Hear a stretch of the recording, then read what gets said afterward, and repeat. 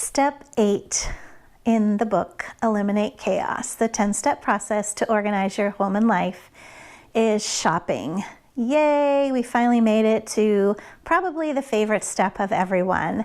And this is kind of the reward that you get for doing all of the hard work that you just did in step 4, 5, and 6. So hopefully now that you've gone through all of these steps, you'll understand why step 8 is so important.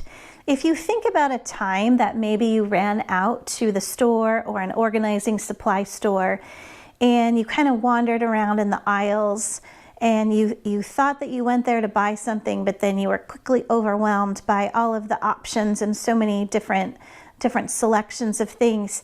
Likely the reason you felt this overwhelming feeling is because you hadn't done step 4, 5, and 6. But when you've done those and you are shopping with a purpose and you're actually buying things for the project that you need, your outcome will be much better. One thing that I might recommend that you do before you go shopping is to take some pictures of the items that you're trying to organize. Do this on your phone so that you have it with you when you're shopping.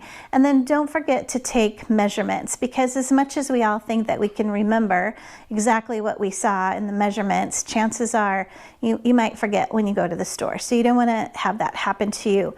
So just think about this. Shopping is step 8. It really needs to be that far along in the process so that you can quickly do the shopping that is needed and shop really with a purpose. So you're buying exactly what you need. And then at the end of the day, remember that it is not about the stuff, so that you can have more time for life.